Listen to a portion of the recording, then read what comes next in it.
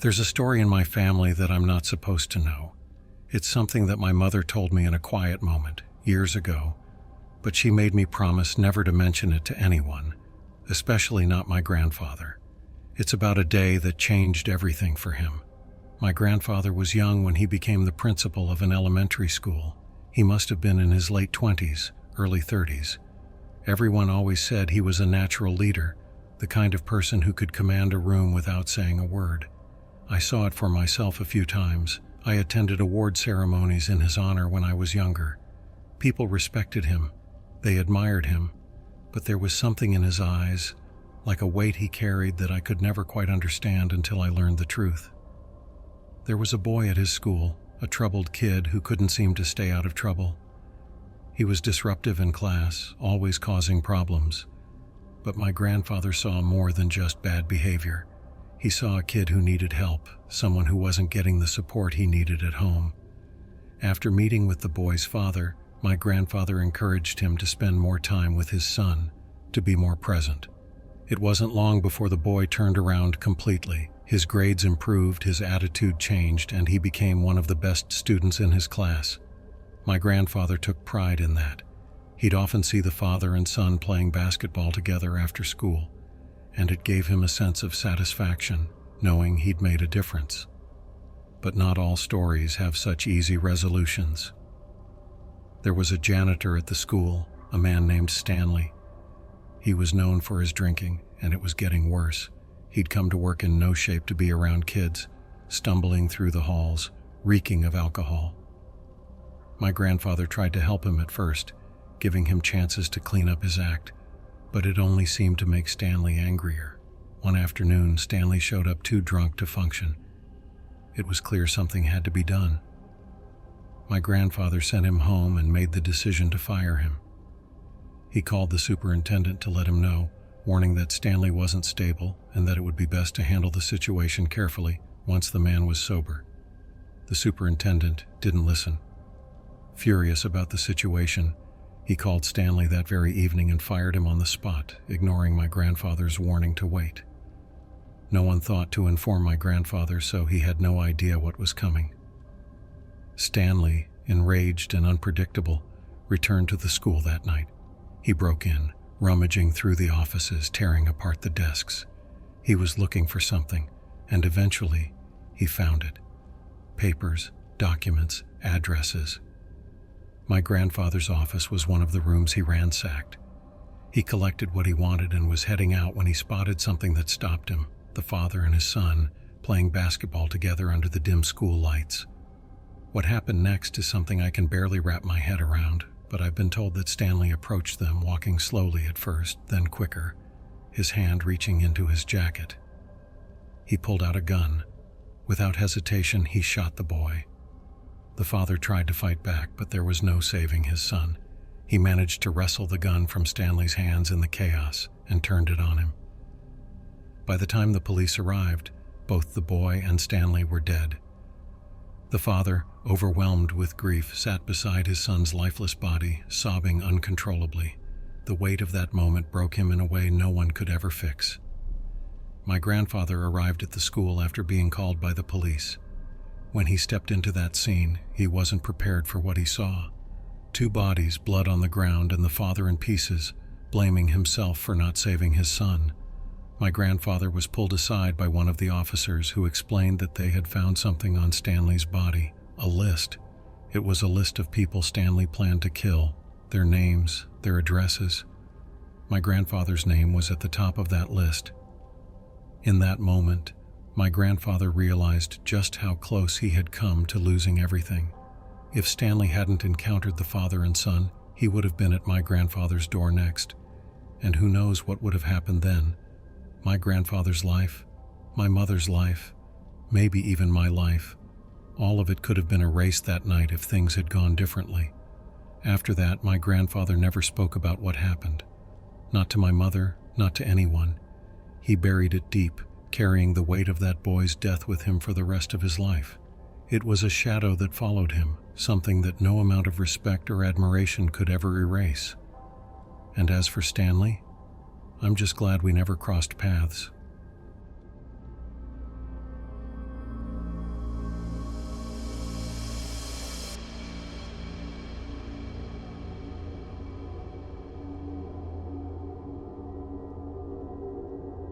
I was 9 years old in November 2004, and though I didn't fully understand what was happening in the world, I remember that George W. Bush had just been re-elected as president.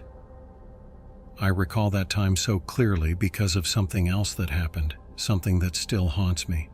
It was a regular school day, and I was excited. Thanksgiving break was around the corner, and my best friend was going to stay over for the weekend. All day, that was all I could think about. Like most days, I was supposed to be picked up after school. I never rode the bus, it made me too anxious. And I didn't walk home either, even though we lived in a small, quiet town. My grandmother was coming to pick me up that afternoon because both of my parents were working late. When the final bell rang, I gathered my things and headed to the lobby to wait. The school emptied out quickly, kids rushing out to meet their rides. But after a while, the crowd thinned and there was no sign of my grandmother. I sat there watching as the last few kids were picked up. 30 minutes passed, and I was still sitting there, alone. I glanced around the lobby. It was almost completely empty except for the janitor, who was mopping the floor. The silence made me uncomfortable. I started to feel nervous. Had my grandma forgotten me? I decided to tell the office staff, hoping they could help. The woman at the front desk was kind and tried calling my grandma. No answer. She called my mom next, who said that my grandmother was supposed to have been there already. My mom said she would try to reach her but couldn't leave work for a few more hours. By now it was around 4 in the afternoon, and I was starting to get scared. I was sitting in the office, and it was just me and the office lady. The school felt eerily quiet, and I could tell the woman was frustrated, probably eager to start her weekend. She kept glancing at the clock. That's when the janitor walked into the office. The smell of cigarettes hit me instantly. He was tall with long, greasy hair, and he had a face that looked slightly off. His nose seemed crooked, like it had been broken at some point. I'd never seen him before, which was strange because our town was small, and I knew most of the school staff by sight. He made small talk with the office lady, asking her why she was still there so late. She explained the situation, nodding toward me. The janitor looked at me for what felt like too long. I didn't like it. His gaze made me uncomfortable. Then he sat down next to me. The cigarette smell lingered on his clothes. He mentioned Thanksgiving and how much he enjoyed the holiday, then casually said he knew where my grandmother lived. He claimed he was heading that way and could give me a ride. My stomach twisted at the thought. Something didn't feel right. I didn't say anything, just looked at the office lady, hoping she would object. Instead, she seemed relieved by the offer, probably excited that she wouldn't have to wait around for my mom. The janitor stood up, grabbed my hand, and tried to pull me from my seat, saying we should get going. It was then that I froze. He had said something about knowing my grandpa, but I didn't have a grandpa. He had passed away long before I was born. My grandmother had lived alone for years. I shook my head and pulled my hand away, sitting back down. I couldn't explain why I suddenly felt so afraid, but I did. The janitor stared at me for a moment, his expression unreadable. Then he let go and walked out of the office without another word. I stayed in that seat until 5 o'clock when my mom finally arrived to pick me up. She apologized, explaining that my grandmother had accidentally fallen asleep and hadn't heard the phone. As I walked out to my mom's car, I saw the janitor again. He was standing in the empty staff parking lot, smoking a cigarette and watching us. I felt his eyes on me as I got into the car. He stubbed out his cigarette, got into his truck, and drove away. What I remember most clearly, though, is the direction he went. He didn't turn toward my grandma's house like he had said earlier. Instead, he turned left, heading out of town toward the city, completely the opposite direction. After that day, I never saw him at the school again. I had never seen him before either, and I've wondered many times who he really was. For a long time after, I had nightmares about that moment in the office. In my dreams, the office lady always forced me to go with him so she could go home early. I would wake up drenched in sweat, my heart racing. To this day, I still get chills when I think about it. There's a part of me that knows if I had gotten into his truck, I might not have come back.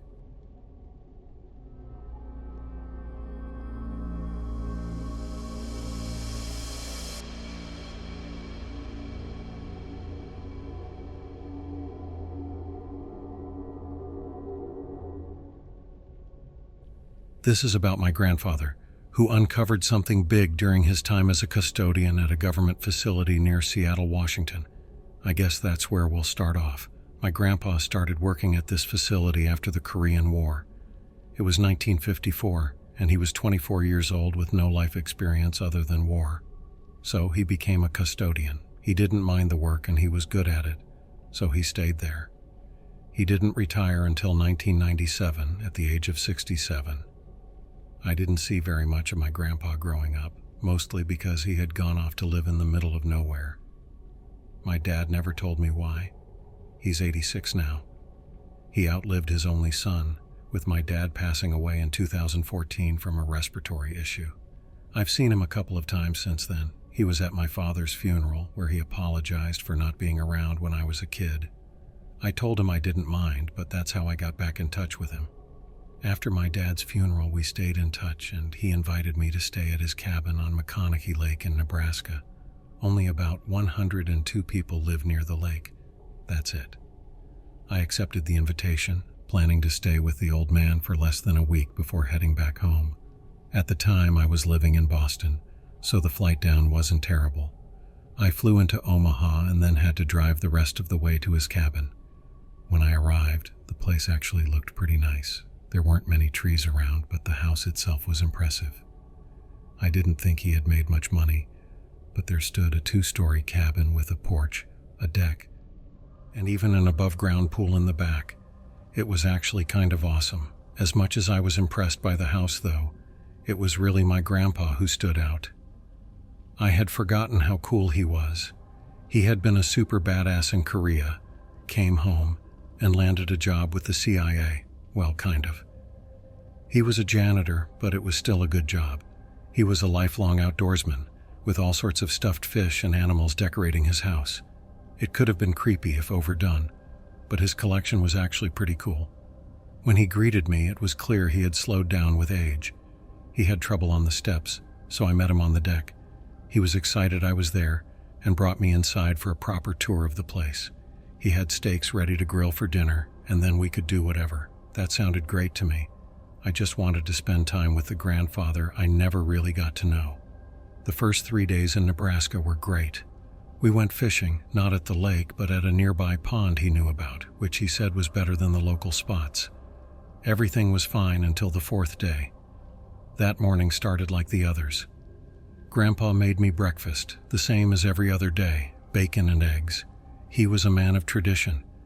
But then he told me he had something to do and left the house. He hadn't left any of the other days, so it caught me off guard. But I figured he was busy with something. 4 hours passed and he still wasn't back. I was getting bored, so I decided to drive into town and look for a souvenir to bring home. I took the keys to one of his pickup trucks. I still had my rental car, but he had 2 trucks, and I wanted to get into the spirit of Nebraska. I tried unlocking the truck bed to check if there was anything inside, but the key didn't work. The top of the bed was secured tightly, so I left it alone. The town didn't have any stores, which made sense after Grandpa had mentioned earlier that he ordered everything he owned online or made it himself. On the way back, I saw another pickup truck on the road, which excited me since I hadn't seen many cars. I kept driving until I hit a sharp turn, and that's when the guy rear-ended me. I got out of the truck to talk to him. He mentioned he knew my grandpa and said it wouldn't be a problem. I took down his information using a business card I found in the truck and then looked at the damage. It wasn't too bad, except for the lock on the truck bed, which was completely busted. I hesitated. The bed had been locked for a reason, and part of me thought I shouldn't look inside. It wasn't mine, after all. But curiosity got the better of me. I slid the top off the truck bed and saw 2 crates of files. The top ones were labeled Radar, Questioning 4, and Roswell Files. There was also a duffel bag, which I unzipped to find stacks of $100 bills. But none of that shocked me as much as the guns. So many guns. I'm not anti-gun, but this was enough firepower to make a Marine blush. There was an assortment of rifles, handguns, and shotguns, but among them was a Browning .22 machine gun in another bag, surrounded by ammo boxes. I closed everything up, trying not to dwell on what I'd just seen. Grandpa could be back at any moment, and I didn't want to get caught snooping. I drove home and parked the truck. When I walked inside, he was already there, cutting open a package he had brought in. He noticed me and asked kindly if I had taken the truck, and I told him I had. I mentioned I had gone into town to see if there was anything, but as I expected, there wasn't much. He laughed, reminding me that with only 102 people living in the area, there wasn't going to be much setup. I then told him about the accident. I explained that a guy had rear-ended me on that sharp turn we took to get to the fishing spot, and that the man claimed he knew Grandpa. He said they had settled something similar before, but I took his information just to be safe. I handed over the business card with the information I had written down. Grandpa glanced at the card and said it was from Wade Bresson, whose father he had also known. He assured me it was no problem. Then he asked if the truck was okay. I told him it was fine, except the lock on the truck bed had gotten busted. That's when his face turned pale. He asked if I had opened the bed, and I nodded. He told me he didn't like that I had invaded his privacy, but he felt like he should explain. He called the contents of the truck bed his apocalypse stuff, admitting that doomsday prepping was his guilty pleasure. The guns, he said, were to defend his property in case things went south. As for the files, he claimed they were just recycled paperwork with plans for farms or traps, not anything as exciting as the labels suggested. I accepted his explanation, telling him I found it kind of interesting. That was the end of it, for the time being. That night, as I tried to fall asleep, I couldn't stop thinking about those files. Something still didn't sit right with me, so I got up and went outside to check the truck again. As I approached the trucks, I heard rustling and assumed it was an animal. But when I got closer, I saw my grandpa. He was cleaning out the truck bed, taking out the guns, the files, all of it, and loading them into his other truck. He saw me, and I froze. I asked him why he was doing this in the middle of the night, and he said he was just cleaning the truck out because he was planning to take it into town to get it fixed. His explanation didn't make sense, but I didn't push it. Instead, I turned back to the house, still feeling uneasy, but unsure what to do. Later that night, around 4 a.m, I woke up to the sound of Grandpa talking on the phone in the living room. I cracked my door open to listen. He was saying that I knew something was wrong, that I had seen the stuff in the truck but probably hadn't looked at the files. He mentioned we were going hunting the next day and that he'd sort it out then. My heart raced as I realized he was talking about me. I hurried back to bed, pretending to sleep when he came into my room. I could hear his footsteps stop right at the end of my bed, and I knew he was standing there, watching me. I lay there for what felt like an eternity, too afraid to move.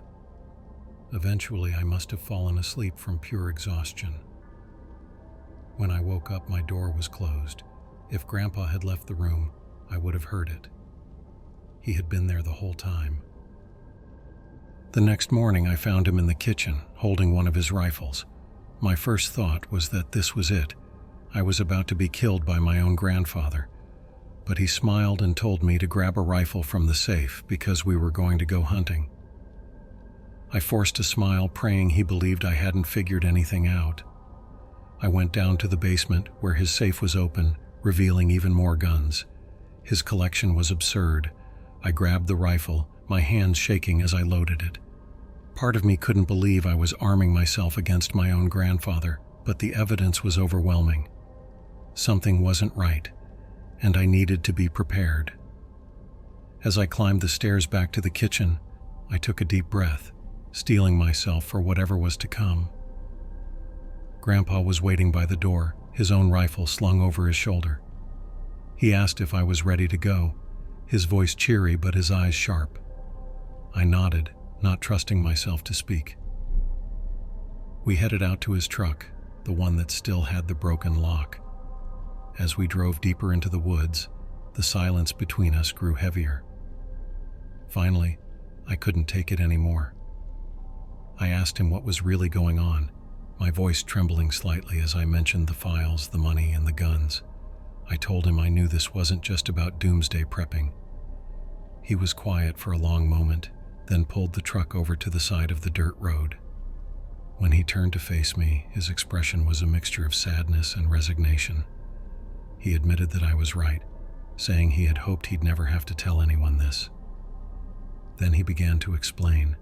During his time as a janitor, he had stumbled upon some information that certain people would do anything to keep secret. The files, the money, the weapons, all of it was insurance in case the wrong people ever found out he knew. He told me he'd been running and hiding for years. That's why he couldn't be around when I was growing up. The apology in his voice was sincere, and I felt a pang of sympathy for the life he must have led. I sat there, stunned. It was hard to believe, and yet, it explained so much.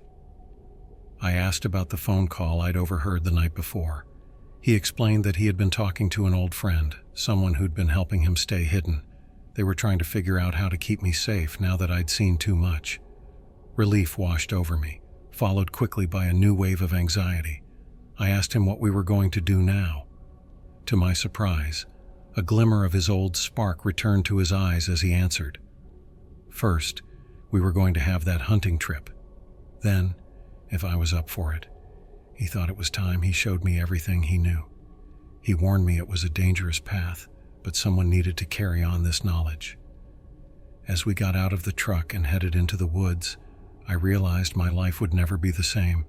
But for the first time in days, I felt a sense of purpose. Whatever came next, we'd face it together. The weight of the rifle in my hands seemed different now. No longer a potential threat, but a symbol of the new responsibility I was about to undertake.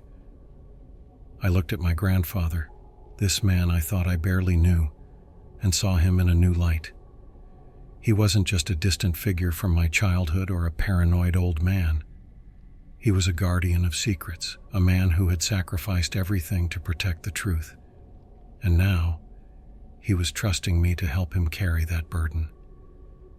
As we walked deeper into the forest, leaving behind the world I once knew, I couldn't help but wonder what other secrets were waiting to be uncovered.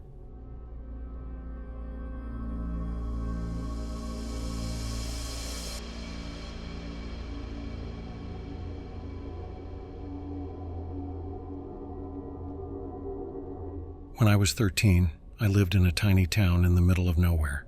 It was so small that it only had 2 schools, one for elementary kids and the other for high schoolers. I was excited to start high school in 8th grade, ready for a new chapter. That's when I first noticed the janitor. He was a man in his 50s, always looking like he hadn't slept in days. His eyes were sunken, and his clothes were a bit too big, as if he were trying to hide himself. I shrugged it off at first. Maybe he just didn't like his job. As the first quarter of the school year ended, I had my first real encounter with him. I was chatting with a friend, not paying attention to where I was going, and I collided with him.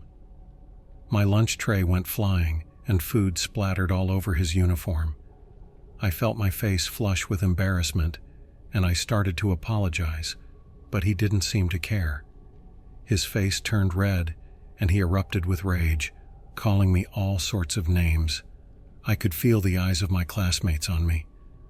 Their chatter stopped, and the cafeteria fell silent. My heart raced, and tears stung my eyes. I was just a kid, and this felt like a nightmare. He pointed out my tears, which only made it worse. Suddenly, a senior stood up. He shouted in my defense, telling the janitor to back off, that it was just an accident. I could hardly breathe, and as the janitor turned his fury on the senior, he grabbed my wrist, his grip like a vice. I winced in pain as he threatened the senior, telling him to stay out of it. Before I knew it, other students rushed in to help. They pulled me away from his grip, while he glared at everyone, his face almost purple with rage. "Fine, I don't care anymore," he spat, storming off. I was shaken, my heart still pounding. My friends comforted me, telling me he was just a jerk and not to worry about him. But I was terrified. I began to avoid the places where I knew he'd be, afraid of running into him again. As December rolled around, I heard whispers that he'd been fired. I didn't think much about it until I became a sophomore.